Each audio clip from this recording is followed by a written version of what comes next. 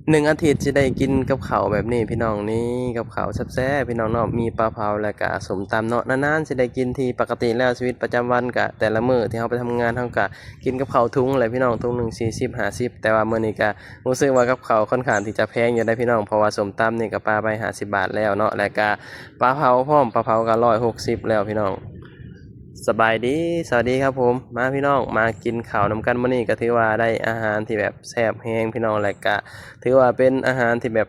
นานๆกินทีอาทิตย์ละครั้งก็ว่าได้แบบนี้นะเพราะว่าปลาเผานี่ก็บ่ได้กินบ่อยพี่น้องเพราะว่ามันก็ค่อนข้างที่จะแพงเนาะแต่สำหรับชุมเฮา2 คนก็แพงนั่นแหละแต่สำหรับคนอื่นอาจจะบ่แพงเนาะเพราะว่าตัวหนึ่งมันก็150 60 70ก็มีแล้วแต่เฮาสิเลือกใช้ว่าเฮาจะเอาใส่ใดนี้พี่น้องปลาเผาแซ่บๆนี่ ของแซ่บก็แล้วแต่ผู้มักเด้อพี่น้องผู้ใดบ่มักมันก็บ่แซ่บสำหรับเฮา2 คนก็ถือว่าเป็นอาหารที่ค่อนข้างที่จะแบบแพงแน่เนาะปกติแล้วชีวิตประจำวันก็สิกินข้าวมื้อหนึ่งก็แค่แบบ100แบบซี้นะวันทำงานแบบซี้นะแต่ว่าวันหยุดมื้อนี้เนาะอาทิตย์นี้ก็ถือว่าได้กับข้าวที่แบบมักและก็แซ่บหลายพี่น้องเนาะก็ถือว่าเป็นกับข้าวที่แบบว่าค่อนข้างที่จะแพงแน่แบบซี้นะพี่น้องเนาะ ก็มีหลายคนเนาะมีพี่ๆป้าๆนาหลายคนแบบสินะก็คอมเมนต์มาบอกเฮาว่าอย่าประหยัดไรเด้อแบบสินะประมาณนี้นะหาซื้อกินแนวมันแซ่บๆแน่เนาะก่อนอื่นเฮาก็ขอบคุณเนาะขอบคุณในความเมตตาขอบคุณที่แบบว่าเอ็นดูเฮา2 คนแบบสินะพี่น้องเนาะมื้อนี้เฮาก็ได้กับข้าวที่แบบอยากกินพี่น้องอาทิตย์หนึ่งเฮาก็สิได้กินครั้งหนึ่งนั่นแหละคืออย่างเฮาเว้าเนาะก็บ่ค่อยได้กินบ่อยพี่น้องนอกจากวันหยุดตกยามแมลงมาหรือว่าช่วงเย็นๆมาเฮาก็สิได้พากันไปซื้อ ส้มตำกับปลาเผามากิน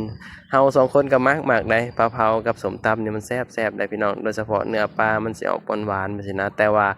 กินอาทิตย์ละครั้งพี่น้องเพราะว่ากว่าสิได้หยุดงานแบบซี้นะก็เพื่อสิได้หยุดงานเฮาก็อาทิตย์หนึ่งได้หยุดครั้งหนึ่งแบบซี้นะก็ต้องแบบกินแนวแซ่บๆแหน่แบบซี้นะพี่น้องก็ถามว่าราคาแพงบ่สำหรับซุมเฮา2 คนแล้วก็ถือว่าแพงได้พี่น้องเนาะเพราะว่า ปลาตัวหนึ่งมันก็160-70แล้วไปซี้นะแล้วก็มีส้มตำแต่สำหรับคนอื่นอาจจะบ่แพงไปซี้นะเพราะว่า100 กว่าบาทเองไปซี้นะก็แล้วแต่พี่น้องเนาะคืออย่างเฮาเว้าหลายๆคลิปผ่านมาว่าเงิน100 บาทแต่ละคนเฮามันก็สิบ่คือกันสำหรับเฮา2 คนแล้วเงิน100 บาทก็สามารถซื้อกับข้าวได้วันหนึ่งไปซี้นะโดยเฉพาะเมียเนาะต้องแบบกินอยู่เองไปซี้นะก็พยายามแบบว่าประหยัดเด้พี่น้องถ้าเฮาบ่ประหยัดมันก็ บ่มีเงินเก็บแบบซี้นะก็เลยแบบอันใดที่เฮาเซฟเฮาได้เฮาก็ควรที่จะเซฟตัวเองแบบซี้นะเพราะว่าเงินทองทุกมื้อนี้มันก็หายากเนาะและก็มันก็สำคัญหลายโดยเฉพาะกับซุมเฮา2 คนแบบซี้เนาะต้องหาเงินส่งกลับบ้านเลี้ยงลูกแบบซี้นะก็ต้องแบบจำเป็นก็ต้องแบบว่าประหยัดแบบซี้นะแต่ว่าเฮาว่าสิ่งที่เฮาแบบประหยัดนี่มันก็เป็นสิ่งที่ดีได้พี่น้องเนาะมันสิเฮ็ดให้เฮาแบบว่า ได้รู้คุณค่าของเงินแบบซี้นะเพราะว่าเงินทุกบาททุกสตางค์อะมีค่าแล้วกว่าเฮาสิได้มาเฮาก็บ่แม่นง่ายซี้นะถ้าเหงื่อเฮาบ่ออกเฮาก็บ่สามารถที่จะได้มาแบบซี้นะเพราะฉะนั้นแล้วเป็นหยังซุมเฮา2 คนถึงแบบว่าพากันแบบประหยัดแบบซี้ก็เพราะแบบซี้แหละพี่น้องเนาะเฮาคิดว่าเงินทุกบาทมีค่าอีหลีเนาะเงินขอไผบ่ได้เดะพี่น้องกว่าเฮาสิได้มากว่าเฮาสิแบบโอ๊ยมันบ่แม่นง่ายๆหั้นนะ กลัวสิได้เงินนะเราก็เลยคิดว่าเงินทุกบาทนี่มีค่าเวลาซุมเฮา2 คนใช้จ่ายก็คิดหน้าคิดหลังว่าซี้นะหรือว่าเป็นเพราะแบบเฮามีลูกมีหยังแบบซี้เนาะมันก็เลยเฮ็ดให้เฮาแบบมีความคิดแบบเป็นผู้ใหญ่ขึ้นบ่แบบซี้นะอันนี้ก็เฮาอะมีส่วนได้เฮาว่าเนาะเพราะว่าตอนเฮาวัยรุ่นนี่เฮามาหาเงินในเมืองไทยนี่เฮาก็อยากกินหยังเฮาก็ซื้อกินโลดได้เมื่อก่อนนะตอนที่ยังบ่ทันมีเมียตอนที่เฮายังบ่ทันมีลูกแบบซี้นะอยากกินหยังเฮาก็ซื้อกินอย่างเดียวแบบซี้แต่พอมีลูกมีเมียแล้วมันก็โอ้คิดหลายอย่างอะนะพี่น้อง มันแบบคิดเพื่อครอบครัวแน่เพื่อลูกเพื่อหยังแน่อนาคตเฮาแน่แบบซี้นะเพราะว่าเฮาก็บ่ฮู้ว่าสิอยู่ไทยฮอดมื้อใดแบบซี้นะเฮาบ่ฮู้อนาคตพี่น้องเฮาอนาคตนี่เป็นสิ่งที่แนมบ่เห็นดอกว่าเฮาสิเป็นแบบใดแบบซี้นะแต่ว่าในปัจจุบันนี้เฮามีโอกาสได้มาหาเงินเฮาก็อยากพยายามแบบว่าตั้งใจหาเงินแบบซี้นะเพราะว่าค่าใช้จ่ายเฮาก็ค่อนข้างที่จะหลายพี่น้องเนาะมันก็แล้วแต่บางคนมาหาเงินอยู่เมืองไทยก็ บางคนบ่มีค่าใช้จ่ายหลายภาระหน้าที่ทั้งบ้านบ่หลายก็มีเงินเก็บได้แต่ถ้าเกิดว่าผู้ใดมีภาระหน้าที่ทั้งบ้านหลายค่าใช้จ่ายหลายมันก็ยากที่จะมีเงินเก็บจั่งซี้นะถ้าเกิดว่าเฮาบ่ประหยัดอีหลีหรอไปซี้เนาะอาจจะเดือนหนึ่งแบบส้นเดือนก็เป็นไปได้เดะพี่น้องเนาะขนาดเฮาแบบว่ามาหา2 คนนี่ถ้าเฮาแบบ บ่ตั้งใจเก็บนี่มันบ่มีเงินเก็บเลยเนาะเพราะว่าเฮามาหาคนเดียวอะแทบจะบ่มีเงินเก็บเลยพี่น้องเก็บเดือนหนึ่งแค่2-3พันแบบซี้นะแต่ว่ามันก็ดีกว่าอยู่บ้านเฮาแบบซี้นะเพราะบ้านเฮามันก็บ่มีรายได้มันบ่มีบ่อนหาบ่มีงานเฮ็ดมันก็บ่มีเงินเข้ามาแบบซี้นะแล้วแต่ละมื้อแต่ละวันเฮาก็ค่าใช้จ่ายมันก็ต้องมีแบบซี้นะอยู่บ้านเฮาอยู่ตามบ้านนอกในปัจจุบันนี้มันก็มีค่าใช้จ่ายเด้พี่น้องบ่คือยุคสมัยรุ่นพ่อรุ่นแม่เฮาเนาะรุ่นพ่อรุ่นแม่เฮาหรือว่าย้อนไปสมัยเฮายังน้อยนี่ก็ยังค่าใช้จ่ายนี่มันก็ยังบ่ทันหลายเหมือนในโลกปัจจุบันนี้เนาะอันนี้เฮาก็ต้องยอมรับความเป็นจริงว่าในโลกปัจจุบันนี้มันเปลี่ยนไปหลายพี่น้องเนาะถ้าผู้ใดบ่ปรับตัวมันก็บ่สามารถที่จะอยู่ได้ในโลกสมัยนี้แบบนี้นะเฮาก็ต้องปรับตัวการใช้เงินการหาเงินการใช้ชีวิตแบบนี้นะมันก็ต้องปรับตัวหลายอย่างพี่น้องประกาศไปตามยุคตามสมัยแหละก็ไปตามโลกอะไรพี่น้องเนาะถ้าผู้ใดบ่ปรับตัวมันก็บ่สามารถที่จะอยู่ได้ตามบ้านนอกเฮาคือกันพี่น้องในโลกปัจจุบันนี้เนาะรู้สึกว่ามันค่อนข้างที่จะอยู่ยากว่าซี่นะก็เลยเฮ็ดให้คนหนุ่มคนสาวเนาะก็หลั่งไหลมาทำงานอยู่เมืองไทยค่อนข้างที่จะหลายพี่น้องอยู่บ้านเฮา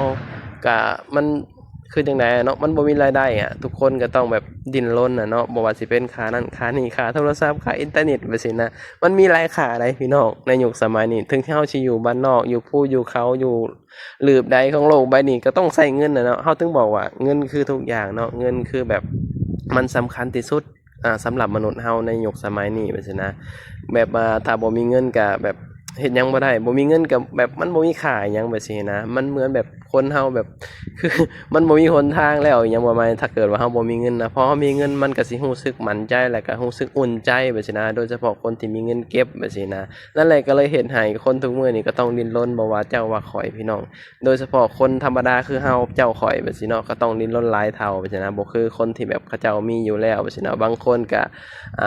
พ่อแม่มีให้อยู่แล้วแบบซี้เนาะคือตามชนบทสปลาวบางคนบางครอบครัวเขาก็แบบฐานะดีได้บ่จำเป็นต้องมาหาเงินอยู่เมืองไทยก็ได้แบบซี้นะเพราะว่าพ่อแม่เขามีให้เพียบพร้อมทุกอย่างแบบซี้นะพี่น้องเนาะแต่ว่ามันก็บ่ได้เป็นกันทุกคนพี่น้องเนาะเพราะว่าคนเฮามันบ่ได้มีกันทุกคนเนาะบางคนก็บ่ได้มีก็ต้องดิ้นรนหาเองคือซุมเฮาของคนคือกันแบบซี้นะก็ตั้งแต่น้อยจนใหญ่มาก็แบบต้องดิ้นรนแบบว่าหาเองแบบซี้นะตั้งแต่เฮาเข้ามาทำงานอยู่เมืองไทยเฮาก็สู้มาตลอดแหละพี่น้องสู้จนแบบมีครอบครัวมีหยังแบบซี้นะเนาะถ้าเกิดว่ามันย้อนไปได้สมัยตอนเฮาแบบยังน้อยหรือว่าตอนสมัยเฮาแบบมาหาเงินเมืองไทยใหม่ๆนี่ตั้งใจเก็บเงินนี่เฮาว่าคงสิมีเงินหลายได้พี่น้องแต่ว่าตอนวัยรุ่นเนาะมันก็ เฮาเด็กน้อยยังแบบวัยรุ่นอยู่แบบซี้นะมันก็บ่ค่อยมีความคิดที่จะแบบอยากเก็บเงินอิหยังขนาดนั้นแบบซี้นะแต่พอมีครอบครัวมีลูกมีหยังแบบโอ้ความคิดมันแบบนี่แหละพี่น้องเขาถึงบอกว่าพอเฮาใหญ่ขึ้นมาแล้วเฮาก็อยากกลับไปเป็นเด็กน้อยคือเก่าแบบซี้นะบ่ต้องคิดหยังมากมายอิหยังแบบซี้นะแต่พอเป็นผู้ใหญ่ขึ้นมามันแบบโอ้จักแต่ละมื้อแต่ละวันนี่แบบมันคิดหลายสิ่งหลายอย่างพี่น้องเนาะเพราะว่ามันเป็นผู้ใหญ่ความคิดมันก็ต้องเป็นผู้ใหญ่แล้วก็ เฮาสิเฮ็ดจั่งใดเฮาถึงจะดูแลครอบครัวได้ดูแลลูกได้แล้วก็เฮ็ดให้อนาคตตัวเองแบบว่าดีขึ้นจังซี้นะพี่น้องมันก็ต้องแบบโอ้หลายอย่างพี่น้องในยุคสมัยนี้เนาะก็เป็นกำลังใจให้หลายๆคนหลายๆคู่เด้อที่มาสู่งานอยู่เมืองไทยที่มาหาเงินเพื่อครอบครัวเพื่อคนทางบ้านเพื่ออนาคตเนาะไว้พอกันคลิปหน้าคลิปนี้ไปแล้วเด้อพี่น้องเอาไว้พบกันคลิปหน้าเด้อสบายดีสวัสดีครับผมบ๊ายบาย